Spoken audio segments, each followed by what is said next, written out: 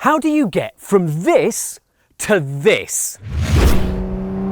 So yeah, the HWA EVO did start life as a basic, boring 190e, but right now, it's anything but.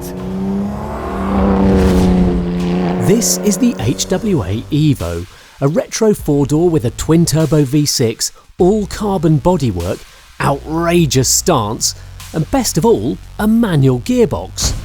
It costs £725,000, which is a lot. We'll look at why the markup is so huge, why it's not a Restomod, show you what it's like under the skin, compare it to the original, interview the man behind it, and find out about turning it into a race car. But first, let's get back to some driving. Going round a banked circuit at sunset on a test track to call your own. Ah, what a day! Now before we get going, this is very obviously a development car. I mean, you look around in here and it is so raw and unfinished, like I'm in big harnesses. Got an original door card here, but the seat obviously isn't.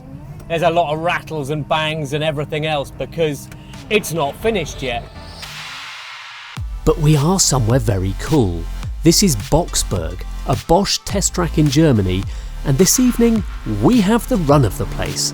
From its tight alpine hairpins to its huge banked outer oval. There are places here that can kill cars, but I don't want to do that. We just want to get a feel for this new HWA, and this place is absolutely perfect for that. But I literally have not driven it at all yet, because we've only got a very limited amount of time to call the circuit ourselves after 7 o'clock in the evening until sun sets. So to try and get a feel for it, I'm going to stick to the rather lovely and pretty undulating handling track. Right, so what we got going on here then? We've got a really responsive engine that only currently revs to 5,000 RPM, which is a little bit annoying because they're doing all the engine calibration at the moment, so I'm limited on what we can use, which is a shame because it's just at the point it's starting to pull nicely, it calls quits. But I've never had a Mercedes engine, and the rumour is this is the M276, pull this healthily, sound this smooth or rorty on the exhaust actually, but this is revving so smoothly, it's so clean and linear, this power plant. It's great, but also never had one smell of petrol quite like this either. Oh, the brakes are quite soft. There's a strain gauge that Bosch have put on top of the pedal. I've never seen one of those before. But I am really impressed with it out the box. It feels really nicely balanced. The turn-in is so smooth in it. I was thinking it was going to feel like an M3 or something, but it doesn't. There is an essence of Mercedes to it, but not C63 Mercedes, something much more polished than that. There's something a bit Porsche-ish about it. This is a really tight little track, little bit of body roll, but then you push through it and you're supported by this really lovely amount of grip that's coming through. The steering is too light, so you're not getting a massive amount of feel, but it is really lovely. So I'm not going to be sliding it around, unfortunately, because there's just not enough revs. Just when it's starting to get interested is just about the point it cuts out. And that's a bit of a shame, isn't it? Because prototypes are here to be bashed up and sent around and played with a bit. Oh, it's so well mannered. And the way it's controlling the body roll, because it's locked into comfort mode at the moment, but the way it's controlling it is brilliant. Oh, it's so hot in here, I'm dripping. That window's got to go down, I'm afraid. Oh, this has been a bit of a challenge, but I'm so encouraged by this engine and how smooth this is, but I think it needs a little bit more steering weight and a lot of work done on the brakes and probably the traction control as well. But that's what it's here for. That's what it's going to learn how to do. It's going to the Bosch track to learn how to be a better car. And that's going to take a while. The first thing that gets sorted then isn't the handling, but the Bosch electronics, a process that takes over a year. Only after this can HWA then tune the dynamics and finalise the car. This is the first road car to wear an HWA badge.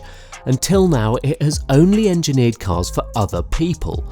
But first and foremost, HWA is a super successful race team. And race teams like to do things quickly. The aim is to have the first cars with customers next year. Right now, that looks a long way off. Right, I want to show you just how much of a prototype this car is, because I know it looks very pretty outside, but you've probably got an idea from the onboards that it looks a bit scruffy inside. So we're back in Bosch's workshop. There's some engineers working just off camera over here, but let's open it up and come and have a look around it. With prototypes, you're never sure. You're going to slam a door and is something going to fall off? Anyway, right, come and have a look under here, right? It's so light. It is. I'll push it all the way up. It clicks into place. Full carbon body, full carbon panels. And just look at this engine. But here you go, look, HWA EVO prototype 1. That's it. This is the first prototype they've done. They've got to build about 8 of these, and the final 2 are going to be crash tested. 1 to 3 are now working with Bosch, and 4, 5 and 6 are being built. But you can start to see the amount of work that has gone in under here. Because look, it's all carbon fibre. They've basically given it an entirely new front end, and it's the same at the back as well, because they needed a modern crash structure and they needed it to be much stiffer. So that the whole central chassis, although that's original, has been stiffened as well. And besides that, it's also been lengthened because the front wheels have been moved forward by about 50 mil, which means the V6 sits behind the centre line. The whole thing is behind the centre line of the front axle. Right, let's close it down. I've got to press a button here to do that, hang on. And then that will come down like that. Right, we'll have a look in the back seats. Right, into the back. There will be some seats in here eventually, but they're just not here yet, obviously. What will be here, but not in this position, is the roll cage, because the roll cage is going to be fitted in so you don't see it. And in fact, where this position here, it's actually going to sit right against the B pillars when it's finished. But look at the amount of extra wires and cables that have been shoved in as part of all the development process. And I love this. Everywhere you look are these yellow bars for temperatures and strain gauges all over the place. And there's like sensors in the back window and all the rest of it. Right, and also the whole chassis, this is where all the strengthening, there's a lot of extra strengthening being put into the sills, carbon panels here, the whole bodywork's carbon. Let's go and have a look at the boot. It's so light. It's so light. Full carbon body panel there, but look in here, it's just full of wires and cables and Race Logic V boxes and extra batteries and cables. All right, let's close that back down very carefully. Never sure where to push from. Right, the carbon, okay. There's one piece of carbon. This panel here, which wraps all the way around the sides, is a single piece of carbon. And I tell you what, you didn't get that on the original. Speaking of which, here it is, the Mercedes 190e 2.5 16 Evolution 2, to give it its full and rather awkward name. But it is achingly cool, the 190e's final boss. It came along in 1990, a DTM homologation special built to win the championship, although it would actually take them another 2 years to do that. But this motorsport icon is what HWA is recreating, complete with wider arches on a body that's wider overall and actually far more specialised. Although the plan is it will weigh the same as the original, about 1,350 kilos. But I know what you're thinking. Why have one of HWA's recreations when you could have an original? Well, 2 reasons. It's not actually very fast, and it's quite a lot of money. As the name implies, it's a 2.5 litre 16 under the bonnet, with around 230 horsepower, probably a little bit less these days. So 0 to 60 takes about 7 seconds. but they only made 500 of them, and that means values have skyrocketed recently. You want one of these? About 350,000. So unsurprisingly, HWA doesn't start with an original Evo II for the work they do. They start with a basic 190, most of which are not nearly as clean and well loved as this one. You can pick them up cheap because they made over 2 million of them, but they came from an era when Merc built cars tough. Nevertheless, it's then entirely stripped so that all that's left is a bare chassis. And if you want more detail on what's been done, we made a film last year that tells you all about that. In the meantime, let's have a word with the man behind the project to find out how it's going and why it's going racing. When I came to see the car last year, you said to me, we're going to keep the standard glass, we're not going to mess around with the engine internals. It sounds to me like there's been a bit of mission creep, is that right? That's right. At the end, we are ending up touching most of the parts. We are just carrying over just little pieces. And after we figured out we want to have to build actually a complete new car, yeah, we touched almost everything. Really? And so what have you done on the engine then? I mean, the engine, we all started with 450 horsepower. That was the intention in the beginning, but then we figured out, okay, that the engine is capable for a little bit more. But then you see the weak points, and we decided we want to have some margin, let's say, and that's why we changed a couple of parts. So what are you aiming for now? Right now we are a little bit above 500. Just to explain, I mean, we are running these engines actually up to 15 minutes on full throttle, and we want to have all the temperatures stable. That's not like when you tune a car, you probably need a one-time big boost, 700 horsepower. But we want to have the engine running smooth for quite a while and being track-proof. Yeah, right. So you're doing some sort of modifications as you go along with the process. And how's development going? Okay, what we see here and what you are driving is the prototype 1. So last time we showed you the concept demonstrator, but this is the first prototype. We have built up now 3 already of them. I can say that the first one and second one, they're actually already different. But we are now making a big step to number 4, 5 and 6. Right. So there's in between two and a half months of development and design and CAD. So that's going to be a big change actually. Okay, and then you've still after that's 4, 5 and 6. Correct. 7 and 8 are your crash test cars, aren't they? So those are the ones you've got to throw into a barrier. Unfortunately, but at the end we want to find out if all the simulations we have done are the right, let's say made in the right way and estimated in the right way. So 7 and 8 has to be crashed. Right, and then 9 is customer car. Is that? Correct. 9 is the first car we are producing in a way all the others going to be produced as one of the first production car, and that's the chassis 000. Yeah. So that has been sold on auction. Yeah. But yeah, still a little bit time to build this car beginning of next year. Right. Okay. Now, just looking around this one, I love the look. I love this wrap, by the way. That's good choice there. The exhaust pipes, though, they're not standard, I'm guessing. No, these are especially made for our colleagues here at Bosch Engineering.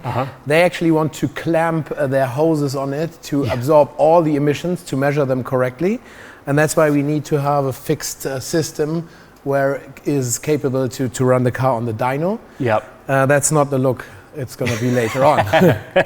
So you're going to go with sort of more retro look like the original had? Correct. So we have kind of an oval system, slightly bigger than the original one, but in the look and feel, as the overall car, we want to have the look and feel of the old car.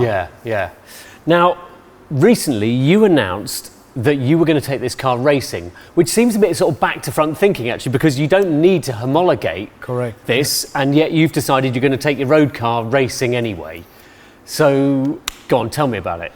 I mean, we were thinking about this all the time when we start the development, and you can imagine all the DNA we put in the car is more or less race DNA. So at some point it was clear, okay, this car is capable to also being heavily used on the track.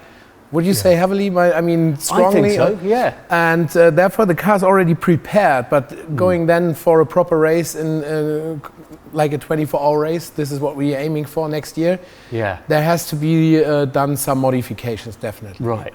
And so SPX class at the Nürburgring, isn't it? Is that like Garage 56 at Le Mans? You can say that's kind of this. They build up a special class for making exceptions, actually. And we have presented the concept, especially the safety concept of the car. And at some point they banned the old cars out of the 24-hour race. I'm not sure if you remember the old Opel Manta racing there. And then actually they said, oh, we cannot bring an old car. And we said, wait, that's not an old car.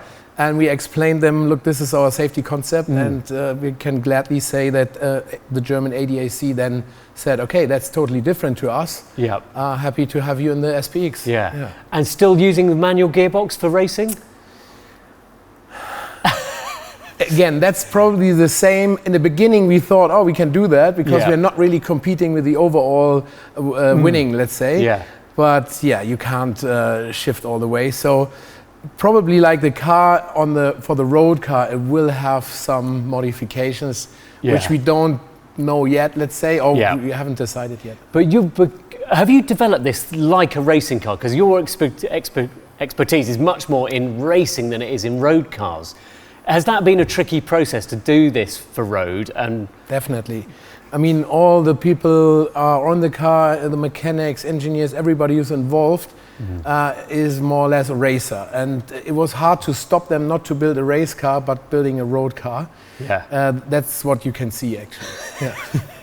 Excellent. Well, I mean, I think it looks really exciting. And if this is prototype 1, I'm looking forward to driving the production version when it's out. Happy to do so. Not so far away, so... Hey, exciting. Gordy, thank you very much indeed. Thank you so much. Cool.